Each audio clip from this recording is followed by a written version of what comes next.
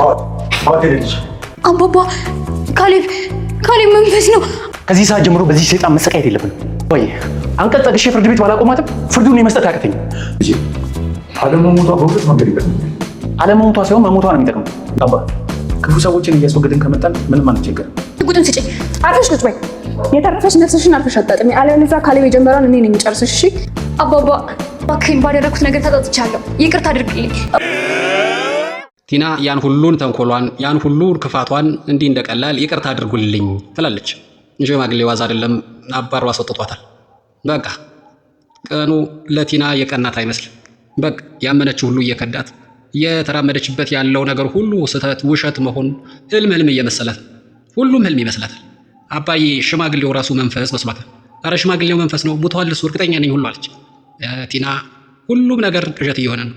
ይኸው ሁሉም ይሁን ዳኒ ከኤደን ጋር ሲሰሳም ያየችው ግን አምሮ መቀበል የከበዳት ይመስላል። ሰላም ጤና ይስጥልን የትሁት ድራማ ተከታታዮች እንደምን ቆያችሁ? የዛሬው ፕሮግራም ተጀምሯል። እስከ ቪዲዮ ፍጻሜ ድረስ አብራችሁን ቆዩ። እንግዲህ ካሌብ እገድላለሁ እያለ ብሎ እየተገለገለ እያለ ሽማግሌው አባቱ መጥቶ ገላግሎታል። ቲናም ተርፋለች። ቲናም እባክህን ተወኝ፣ እባክህን ቁጭ ብለን እንነጋገር፣ ይህንን ሽጉጥ ከፊት የገለል አድርጉልኝ እያለች ነው። የምትፈራ ማትመስለዋ ቲና ዛሬ ስትፈራ ታየች። የበለጠ ከሽጉጡ በላይ ደግሞ ያስፈራት ሽማግሌውን በአይኗ ማየቷ ነው። ሙቷል ብላ የሞት ሰርቲፊኬት ያሰራችለት ሽማግሌው መጥቶ ህይወቷን አዳናት። እናም ቅዠት ነው ይህ ህልም ነው መንፈስ ነው እንጂ እሱ ገድል ሙቷል ትላለች። የሆነ ያለው ነገር በሙሉ ህልም እየመሰላት ነው። በቃ የእውነት ስገልሽ ያኔ ታምኛለሽ ይላታል ካሌብ እሷን ካልገደልኳት የዚህ ቤተሰብ ሰላም መሆኑ ያጠራጥረኛል። በየጊዜው ሁላችንም ቀን ይለያየን ይሆናል እንጂ በእሷ ሀሳቤ ትገለናለች። ስለዚህ ቀድመን እንግደላት፣ በፍርድ ቤት በህጋዊ መንገድ መፍታት ባልችል እንኳ እኔ ራሴ ፍርዱን እሰጣታለሁ ይላል። አባትየው ትሁት ተረባርበው ካሌብ እንዲቀዘቅዝ አድርገውታል። አባትየው የብቻ ወስደው ካሌብን እያረጋጉት ነው። ልጄ ካሌብ በጣም ወድሃለሁ፣ ያለ አንተ መኖር አልፈልግም። አንተ እሷ ገደልካት ማለት መኖሪያህ ወይን ቤት ነው። ወይን ቤት መኖርህ ደግሞ ለእኔ አያስደስተኝም። ስለዚህ ተረጋጋ ይለዋል። ሽማግሌው ቲና አለመሞቷ ይጠቅመናል ከምትገድላት ይልቅ ብትገድላት መቀመቅ ትገባለህ፣ እስር ቤት ትገባለህ። እሱ ደግሞ ኪሳራ ነው። ስለዚህ መቀጣት ያለባት መበቀል ያለብን በህይወት እያለች ነው። ካሌብ ግን በቀላሉ እሺ የሚል አይደለም። እንደዚህ ጨካኝ አረመኔ ሰዎችን እየገደልን ካልመጣን ሰላም አናገኝም ይላል። ስንቱን እንገድላለን ካሌብ። ለማንኛውም አባትየው ቀጥሏል። አይሆንም ካሌብ ተረጋጋ፣ እሷ መኖር አለባት። እያንዳንዱን ያደረገችብንን ቆማ እያየች ዋጋዋን መክፈል አለብን፣ እሱን ማየት አለብን። ስለዚህ ተረጋጋ ብሎታል። ካሌብም እሺ ብሏል። ቲና ከስህተቷ የምትማር ሆና አልተገኘችም። አሁንም ሽጉጥ ትጠይቃለች። እሱ ሽጉጥ ስጪኝ ትላታለች ትሁትም አርፈሽ ቁጭ በይ፣ ህይወትሽ እንደምንም በታምር ተርፏል። እሷን የተረፈች ነፍስ ካሌብ ጀምሯታል፣ እኔ እንዳልጨርስልሽ ስትላት፣ ቆይ ግን ሁላችሁ በዚህ ልክ ምትጠሉኝ ምን አድርጊያችሁ ነው አትልም አለች። እንዴ አለች እኮ ምን ያላደረግሽው ነገር አለ? ግን መልሱን ትሁት መልሳላታለች። ሲጀመር ምን የሚወደድ ነገር አለሽና ነው ምን ወድሽ? ሁሉም ነገር ክፋት፣ ሁሉም ነገር ክፉ እኮ ነሽ፣ ክፋት መገለጫው አንቺ እኮ ነሽ ትላታለች። የልብ አውቃ ትሁት ነግራታለች ልኳን። ከዛ እንደ ህልም እንደ ቅዠት እያደረጋት ግን አባዬ እንዴት ሊኖር ቻለ ትላለች። ይኖራል እንጂ ገና የሚጠሉት ያሉትን ያክል የምንወዶች ደግሞ እኮ አለን፣ እንሳሳለታለን፣ ገና ብዙ ከሱ እንማራለን። ስለዚህ አትደንግጬ፣ ያንቺ ቅዠት ነው አባዬ ሞተ ብሎ ያስወራሽ ትላታለች። ሽማግሌው ካሌብን እንደምንም አረጋግቶ ወደ ቤት ተመለሱ።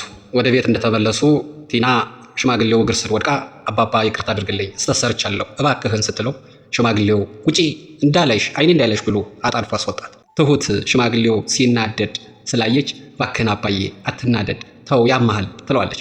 በዚህን ጊዜ ሽማግሌው እንደ ቲና አይነት ሰይጣን ከጠገቤው ሆኖ ሞቴን ይጠባበቃል፣ እንዳንቺ አይነት ፈጣሪ መርቆ የሰጠኝ ደግሞ ያጽናናኛል ተመስገን ነው ይላል። በዚህን ጊዜ ካሌብ ለምን ለቀቃት? ለምን እንደዚህ እንደዋዛ ለቀቃት? ይለዋል። ይኸውልህ ካሌብ የቅጣት መጀመሪያው ነፃነት ነው። ነፃ ነኝ ብላ ስትንቀሳቀስ ከኋላ እየተከተልህ ማድረግ ያለብህን ቅጣት ትቀጣታለህ። ስለዚህ አትስጋ ይለዋል። በእርግጥ ልክ ነህ። እንደዚህ አይነት እርጉም የሆነ ሰው ቤት ሂዶ ዛርፎ አይቀመጥም። ግን ችግር የለው። ያኔ እንኳ አንድ ለአንድ ሁላችንም በየፊናችን እያሰብነ እየሄድነ እያለ ነበረ የሚያስፈራው። አሁን ሁሉም በጋራ ነው። ሁላችን አንድ ሀሳብ ነው ያለን። ስለዚህ በጋራ እንከላከላታለን፣ ምንም አታመጣም። በዚህን ጊዜ ነገሩን ቀበል ላደረገችና ትሁት እውነት ነው፣ አሁን ሁላችንም አንድ ነው እሳቢያችን፣ ስለዚህ ችግር የለውም ትላለች። አባትየው አዎ አሁን ድሮ አንድ ልጅ ነበረ፣ አሁን ግን 2 ልጆች አሉኝ፣ ስለዚህ ተመስገን ነው ይላል ሽማግሌው። ቲና ሽማግሌው ውጭ ከቤቴ ብሎ ሲያስወጣት ሩጣ የቆመችው ዳኒን ካገኘችው በኋላ ነው። ዳኒ ጋር ደውላ አገኘችው። ዳኒ ምን ችግር ተፈጠረ? ምን ገጥሟት ነው ብሎ አገኛት። እና ምን ሆነሽ ነው ይላታል። ዳኒ አታምንም አባዬን አገኘሁት የገደልሽው ይላታል። አዎ የገደልኩት መንፈስ መስሎኝ ነበረ እና መንፈስ ቢሆን ይሻልሽ ነበር ይላታል። መንፈስ እፈራለሁ በእርግጥ ግን እሱን በአካል ከማየው መንፈስ ይሻለኝ ነበረ በሆነልኝ ባደረገልኝ ይላል። የታየሽው እንዴት ሆነ? ካሌብ ሽጉጥ አቀባብሎ ሊገለኝ ደግኖብኝ እያለ ሽማግሌው መጥቶ አዳነኝ። እየገደልሽው አዳነሽ? በቃ ይህን ቤተሰብ አልቻልሽው ይቅርብሽ በቃ ይላታል። እንዴ ዳኒ ይህን እኮ የወደፊት ኑሯችንን ለማሳመር ብልዬ እኮ ነው ምለፈው። ስለዚህ ልታግዘኝ ይገባል። እመምህ ሊሆን ይገባል። አይ እኔ አሁን በቃ መሄድ አለብኝ ጓደኛዬ ቤት አለ ይላል። እንዴ አብረን እንድስ? አይሆንም ጓደኛዬን አላስወጣም ክላስ ይዘሽ ደሪ ብሏታል። ቲና ሁሉም እየከዳት ነው። ኤደን ሽማግሌውን ልትጠይቅ ቤት ተገኝታለች። ቤተሰቡ ተሰባስቧል። ደስ ብሏቸዋል። ደስ ስላላቸው ሁሉም ደስተኛ ነው፣ ኤደንም ጭምር። ኤደን ትላለች ደስ ካላይ ብዙ ጊዜ ሆኖ ነበረ አባዬ፣ በአንተ ምክንያት አሁን ደስ ብሎኛል። እናመሰግናለሁ ሁላችንንም፣ ለዚህ ደስታ ያበቃህን አንተ ነህና ትለዋለች። እግዚአብሔር ይመስገን እኔም ደስ ብሎኛል። ለመጀመሪያ ህይወቱን አደጋ ላይ ጥሎ ሊያድነኝ የመጣው ዳንኤል በጣም ነው ማመሰግነው። ዳንኤል ህይወቱን ለኔ አሳልፎ ሰጥቷልና። ሌላው ደግሞ በህይወቷ ተወራርዳ የሰማይ ስባሪ የሚያክልን ሰው ፊት ለፊት ገጥማ አሸንፋ ከጠላት መንጋጋ አስመልጣኛለችና ልጄ ትሁት ሌላ ምን ማለት ትችላለሁኝ? አመሰግናለሁ። ከታች ወደ ላይ አስተማረች። በችግር በደስታም ሳትለየኝ በእያንዳንዱ እንቅስቃሴ ከጎኔ ሆና አብራኛ አሳለፈች። ትሁት ክብርን ውሰጂ፣ አመሰግናለሁ ልጄ ይላታል። በዚህን ጊዜ ካሌብ ተቀበለና እውነት ነው አባዬ አመስግኖሻል፣ ግን አባዬ ስላመሰገነሽ ሳይሆን እኔ በእያንዳንዱ እንቅስቃሴ እያንዳንዱን ጉድለቴን ስትሞይልኝ ነበርሽና ትሁት ክብርን ውሰጂ፣ በጣም ነው ማመሰግነው ብሎ ሰዓት ሸለማት። ሰዓት ግን ትርጉሙ ምንድን ነው? ሰዓት ሸለማትና እቅፍ አደረጋት። እቅፍ አደረገችው። ተቃቀፉ። ተቃቅፈው ደቂቃን ወሰዱ። ኤደን አሳፈረቻቸው እንጂ ብዙ ሊቆዩ አስበው ነበረ። ትሁት ኤደን አሳፍራ ካላቀቀቻቸው በኋላ እራት ስታቀርብ ወደ ኪችን ገባች። ኪችን ገብታ ብቻዋን ቆማ ደስ ብሏት እንደ መሳቅም በቃ የምትይዘው የምታደርገው አሳጥቷታል። ኤደን ላግዛት ብላ ሄደች። ላግዛት ብላ ሄዳ ግን አሽኮረመመቻት። ደስ ብሏት ስታያት ግን ሽልማቱ ነው ያስደሰተሽ ወይስ ሸላሚው ትላታለች። እኔ እንጃ ሽልማት ተሸልሜ ስለማላቅ ስጦታ ተሰጥቶ ስለማያቅ አላቅም ስሜቱን፣ በቃ ስጦታ ደስ ይላል ትላለች። እኔ ግን አልመሰለኝም ይህ ነገር የፍቅር ስሜት ነው ትላታለች። የምን ፍቅር? ካሌብ እኮ ወንድሜ ነው ስትል እኔ ስም አልጠራሁ እያለች አሽኮረመመቻት።